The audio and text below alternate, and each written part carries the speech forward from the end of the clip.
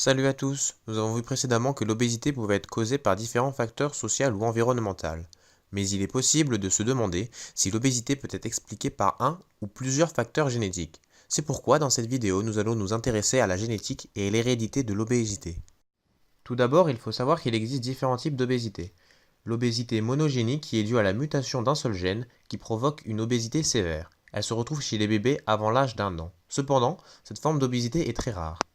Il y a aussi l'obésité syndromique, qui est en fait le résultat d'une dégradation d'un gène avant la naissance. L'enfant atteint naît soit avec une mutation ou bien une délétion d'un gène spécifique, et développe un syndrome tel que Prader-Willi.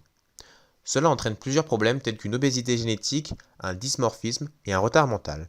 Cependant, ces deux types d'obésité ne permettent pas d'expliquer l'épidémie actuelle d'obésité qui, dans la plupart des cas, ne se manifeste que bien plus tard dans la vie des individus. L'obésité qui touche le plus de monde est l'obésité polygénique.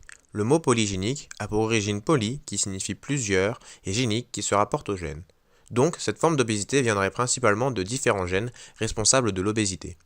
En effet, une étude a permis de mettre en évidence un gène appelé FTO, Fat Mass and Obesity Associated Protein, plus couramment appelé gène de l'obésité. Il a été identifié sur le chromosome 16. Pourquoi gène de l'obésité ?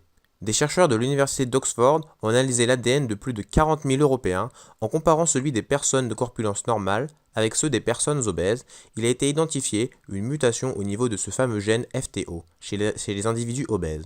Ainsi, certaines mutations de ce gène sont associées à une forte prévalence d'obésité.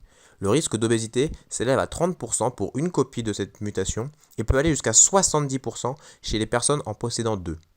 Mais il faut garder en tête que la mutation de ce gène n'est pas l'unique cause de l'obésité génétique et qu'il existe d'autres gènes responsables de l'obésité.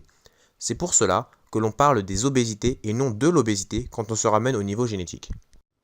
Il a été aussi mis en avant qu'avoir des parents ou grands-parents obèses accroît considérablement le risque d'obésité chez l'enfant. En effet, le taux s'élève à 40% lorsqu'un des parents est obèse et monte jusqu'à 80% lorsque les deux parents le sont également. On remarque aussi une différence entre les vrais et faux jumeaux.